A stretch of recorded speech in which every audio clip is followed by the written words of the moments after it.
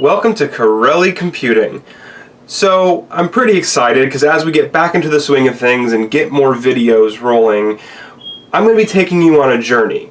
My husband and I are moving from our starting home to a new house, and that presents some pretty interesting opportunities. Over the past 6 or so years, I've built this home into a smart home. We've replaced switches, we've put in bulbs, we've got smart thermostats, we've got cameras, and everything has been based around kind of entry-level consumer systems with Samsung SmartThings Gen 1 as the hub, Nest for security, and a mix of GE Lutron switches and a few off-brand smart bulbs. And it's really awesome. It makes life easier and more convenient. You can do neat things like, hey Google, turn off the office lights. Sure, turning off the office light. Well, thank you. Hey Google, turn on office lights.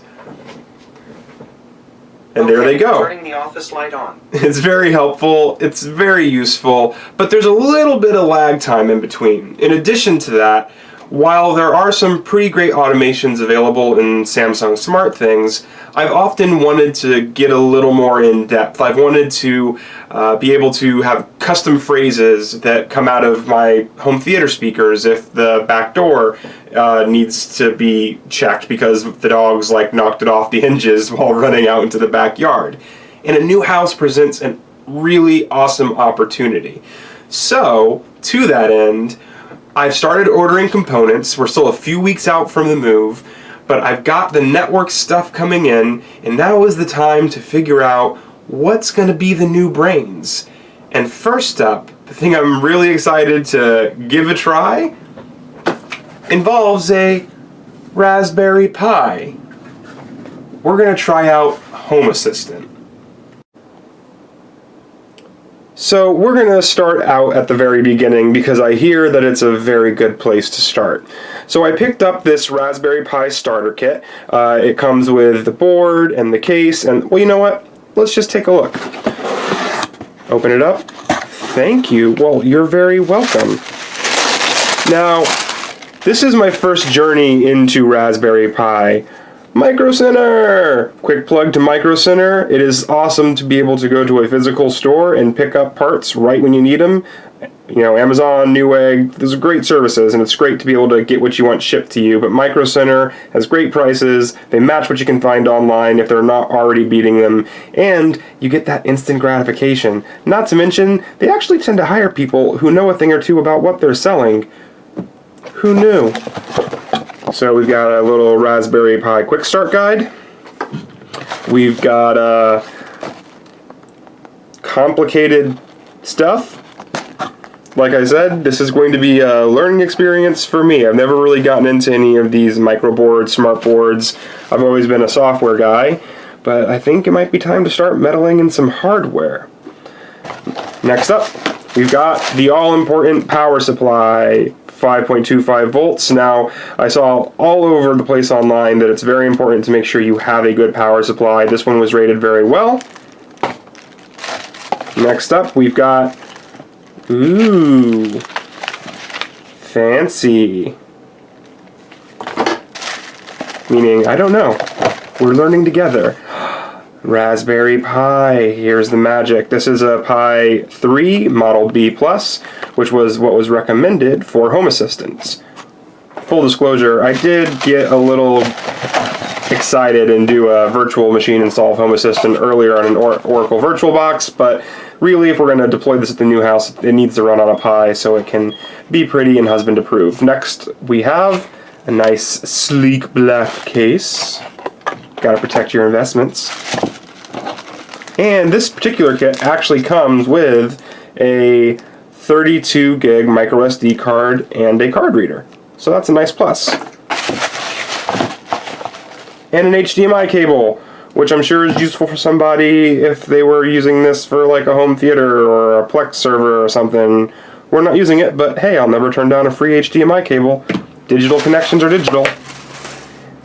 And lastly, heat sinks. Very, very important. This little Pi is going to be running a fairly large house with a lot of IoT devices. So we want to keep the heat down as best we can. And now the box is empty, but our adventure is about to begin. Okay, so to get going with this, we just went to Hass.io, which has this lovely little page. Also, apologies, today's video, as we're packing, I've got lots of stuff packed up, so I'm using my not normal computer for this, so I don't have my screen cap stuff up, so hopefully you can see this all right. We're going to go ahead and download the appropriate image for our device. Now this is a 64-bit Raspberry Pi 3, so we're going to go ahead, click there, and get that download going. So that's downloading pretty quickly. And we're going to go ahead and download Balena Etcher. What that's going to do is that is going to let us actually flash this image to that micro SD card we discussed earlier. So while we've got those two things downloading, it might take it a minute here. We're going to go ahead and get our SD card out. So take it out, got in our little box, 32 gigs, which you probably can't see because my lighting is horrible today. Apologies again. And we've got our cute little 32 gig card. And I'm actually not sure what this other USB dongle in the bag is because it's not the SD card reader. Let's see if I can open it up here. It looks like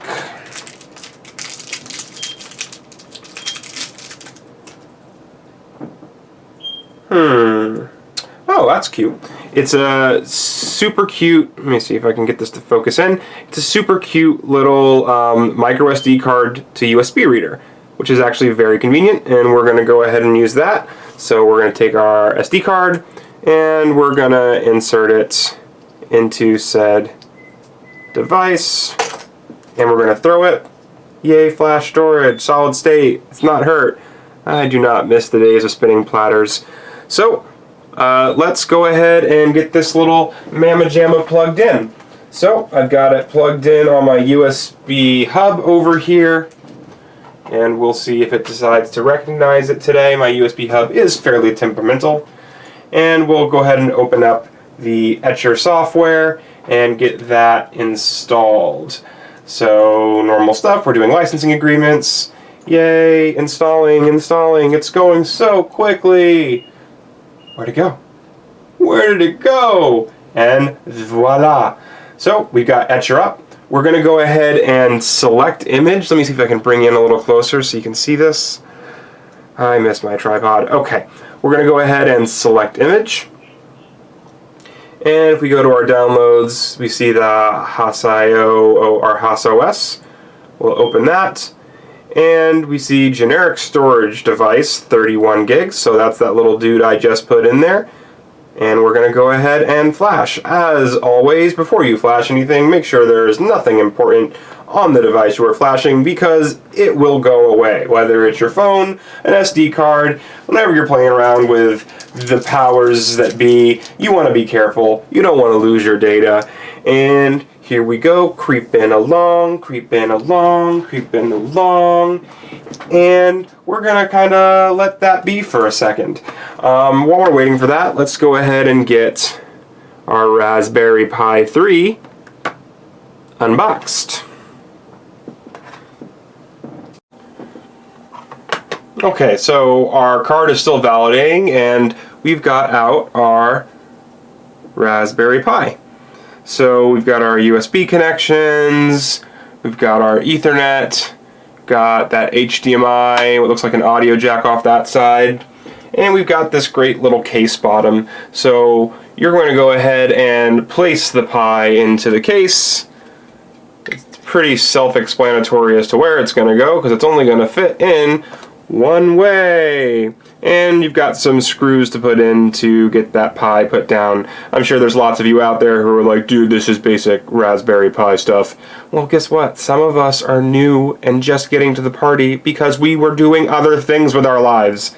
Also, I'm still very excited, and thank you for all your trailblazing work in making this entire process so simple. Okay, so The flash to the SD card is complete, so we're going to grab that little mamma jamma. Yay!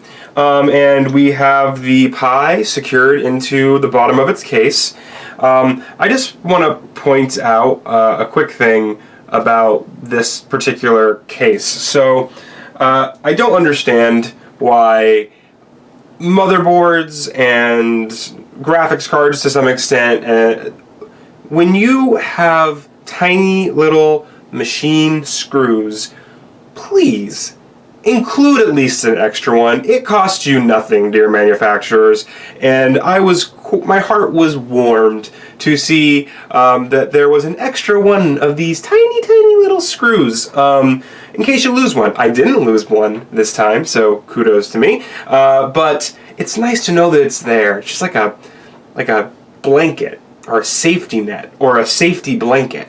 That's a thing, right? So we're going to go ahead and we're going to clip on the top case to this Raspberry Pi. And I know there's some of you out there who are already screaming at me that, oh no, but Leon, there's no fan. The heat sinks aren't going to be enough. I know. If things go well with this Home Assistant trial, I'll be getting a more aesthetically pleasing case because I'm vain like that, and part of that will be that it'll have a lovely little fan. But right now, I'm just kind of feeling it out because while I'm excited to try Home Assistant, I'm also still a little torn between this and another platform called Hubitat. But that's a different discussion for a different video. This is us trying to get Home Assistant running and seeing how we feel about it. So we've got our case all closed up. We've got our Raspberry Pi in there, and a couple things you're going to want. First of all, they say that you should set a static IP on the wireless or on the wired in the config file on the SD card before you put it into the Pi. You should probably do that. I didn't do that. I'm not special. I just have direct access to my routing tables, so I can go to DHCP, I can see what the reservation is, and be fancy.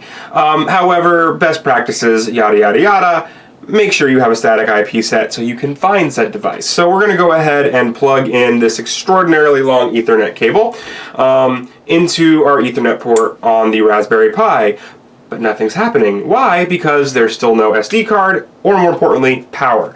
So we're going to go ahead and take out our micro SD card. Also, I know there are probably other people who are also saying this, and I just want to address it quickly. This is the SD card that came with this cute little starter kit, which, by the way, was $49. Like, $49 for a computer that's going to run, in theory, an entire house. Like, I wish I could go tell, like, my young self, playing a DOS-based Reader Rabbit game. Hey, in the future, you're going to go buy a $40 cardboard box that's going to let you build a little tiny computer. I digress. So we're taking our SD card, and we're going to slip it in to the bottom of the Raspberry Pi. Now it has storage, 32 gigs of storage, which, again, is mind-boggling. Like, I know I sound like an old fuddy-dud, like, back in my day, but from 5.25 inch floppies to 32 gigs on a little piece of plastic smaller than my thumbnail, like, come on, we're living in the future. Be happy. And if everything went well, the next step is to power it. And micro USB to the win. So we've got our USB plugged into a surge protector that doesn't want to come up any higher, so I can't show you that. It's a surge protector, trust me. And we're going to plug it in. Moment of truth. There's a light on. There's a light on. I don't know if you can see this, but there's a light on. There's a light on. There's a light on. Do you see it? There's the light. There's a light. And now comes the most riveting part of this entire process. We wait for 20 minutes because the future is loading screens. So, while we're waiting for this magical little device to finish downloading the rest of the files it needs, updating itself, and getting itself to where it's supposed to be, I wanted to take a minute to kind of think out loud and maybe get some thoughts from anybody out there who would care to chime in about an issue with smart homes that we're wrestling with moving into this new house. So currently, like I said earlier, we have Samsung SmartThings as the center for our smart home here in the city. Now, the primary connection method, the protocol being used in our home currently, is Z-Wave. We had one or two Zigbee devices earlier on, but now we're almost entirely Z-Wave. And I like Z-Wave as a protocol for many reasons, but the primary reason is it stays the heck off of my Wi-Fi. Without any of my connected smart home devices being on Wi-Fi, even with just two people, we already have at any given point a minimum of 30 to 35 devices showing as active on my DHCP, on my reservation table. And while that's not a ton, there are many more out there. Once you start adding in individual things, light switches, bulbs, thermostats, motor controls, doorbells, IP-based cameras, it adds up quickly. And the one thing that I'm a little concerned about, I suppose, with Home Assistant is that it seems like a lot of the development and a lot of the focus are on devices that use the Mosquito broker, the MQTT broker. Essentially, think of it as like the best description I saw of it online was that it's like a mailbox. So a device sends a request there, it is then pulled there at the broker, and it's then answered and information is retrieved or sent back. And the benefit of that is, I mean, it's very lightweight, it's IP-based, and you can be much more granular in the commands that you can send. And there's a lot of development with MQTT. And it appears to be, and I could be wrong, so correct me if I'm wrong, Internet, but it appears to be the primary core of Home Assistant.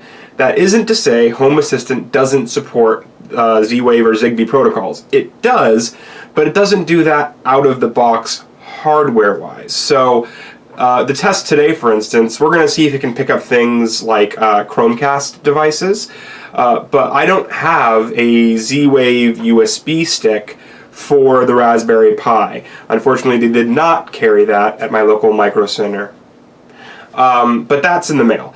I know that you can use other hubs as a bridge. So you can use, for instance, SmartThings or a Wink hub that support Z-Wave and Zigbee and have those antennas. You can use that as a connected hub in your Home Assistant, thereby getting that Z-Wave capability. However, I really want to get rid of the other hub. If I'm going to be doing Home Assistant, I want to have that be my central place. I want to get rid of unnecessary items and just be talking directly to and from the brains of my house to the fingers of my house, the eyes of my house. So my concern is simply that the amount of IP devices, the amount of IP addresses that I'm going to be issuing is going to grow exponentially with devices relying on MQTT. Whereas with something like Hubitat, it still has an open source kind of base. It still has a very avid developer base behind it, so you still get a lot of the fun stuff in terms of the support for really obscure devices like you can get with Home Assistant. And what's most important to me is that granular, really customizable automation workflow. Just simple little things like being able to put a button on a door that when it's pressed not only does the simple things like changing light states or making a sound come out, but can put out text phrases through my home theater system, or through my Google Home, or through a Sonos, or send an app notification to me on my phone that lets me then reply to said app via either buttons in the notification or texts that relay information back. That little extra step is the difference between a kind of consumer-friendly but still robust SmartThings setup and Home Assistant or a Habitat. And with Home Assistant, I see that I'm going to be forced a little bit down that MQTT route. For instance, recently I was looking into what we were going to do for a doorbell. I don't want a video doorbell because we're going to have a really nice video camera, a Unify G3 Flex installed at the new house on the patio. So instead of having a video doorbell, I want a button that to normal people would be like a doorbell, but when they press it, it lets me know there's someone at the door by changing light states in the house, making announcements, but also sending either a link to a page with an IP stream from that patio camera, or even a snapshot in the notification that I can then drill down to see the live feed. If I'm going to be using that camera, I don't need a video doorbell. So it seems like the best way to approach that, from what I have found so far from surfing the forums, is if we used MQTT to execute that. And you can do really cool stuff. I mean, I can actually go get a real doorbell, like a normal buy it at Lowe's doorbell, and open it up, play with the electronics a little bit, and really get granular with Home Assistant, which is cool. It's really awesome. I just don't know if I want to take on that kind of project because it's going to be addictive and I'm gonna break a lot of stuff. Whereas with Habitat, it's Z-Wave enabled out of the box, and it's gonna play nice with more modern systems. I don't know. I'm still thinking about it. What are your thoughts? Do you have concerns about using your Wi-Fi and taking up those IP reservations for a system that relies on a LAN-based communication method? Or are you all gung-ho for Z-Wave and Zigbee and keeping it off the Wi-Fi and keeping your Wi-Fi clean? I should say, a future video, some of you may say this is all a moot point, because the network we're building at the new house is kind of amazing. But that's a secret for later. We're going to do a whole series on the awesome network we're going to be putting in. I don't want to spoil the surprise. More on that. But let's check in and see if our little Raspberry Pi is ready to introduce us to Home Assistant. And we have success! So we're here on our Home Assistant page running off of our Raspberry Pi. I'm not gonna lie, that's super fucking cool. Okay, so we're going to go ahead and put in a name, username. We're going to end up changing all of these, so it's fine for what it is now.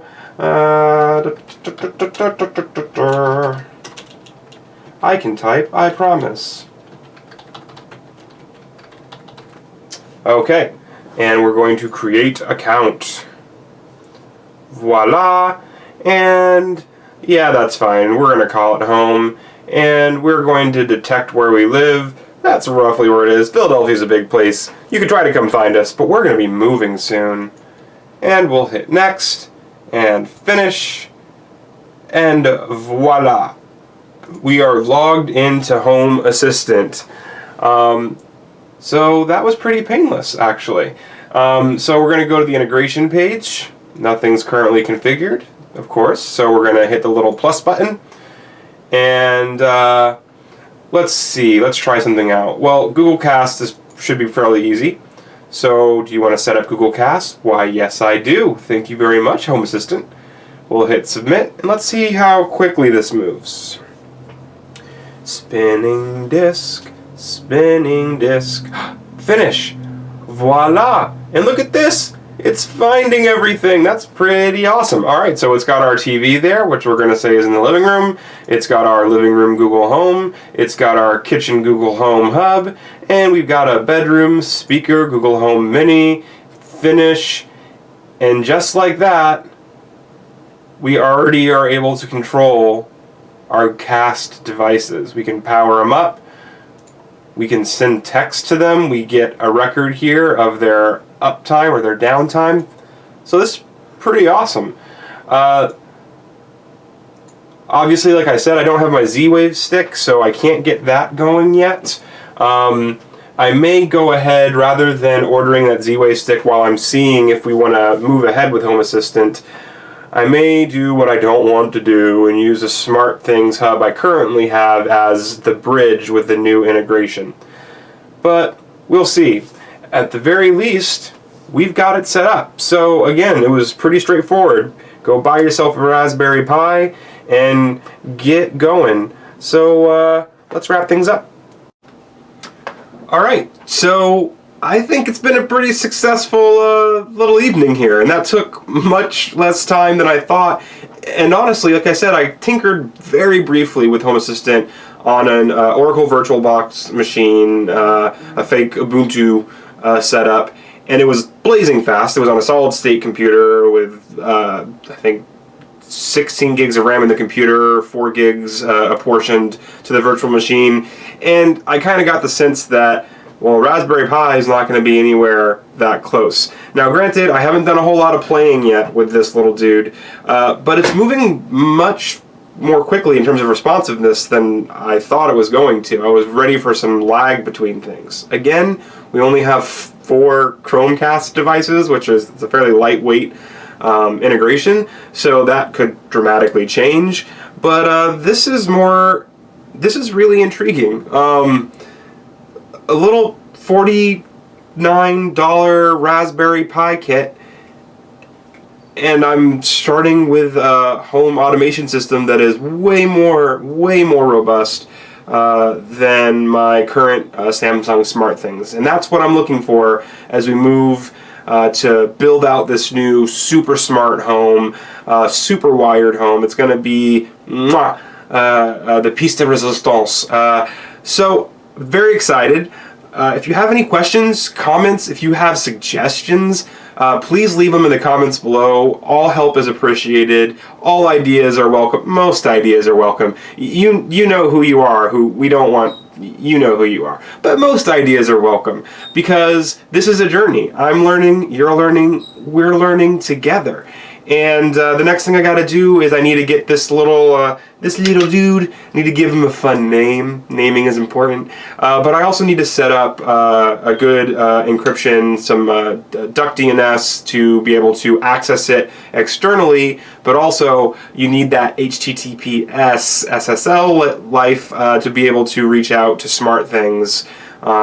So I can test the Z-Wave integrations using my SmartThings hub as kind of the bridge between my Z-Wave devices. And if all that goes well, I mean, the sky could be the limit.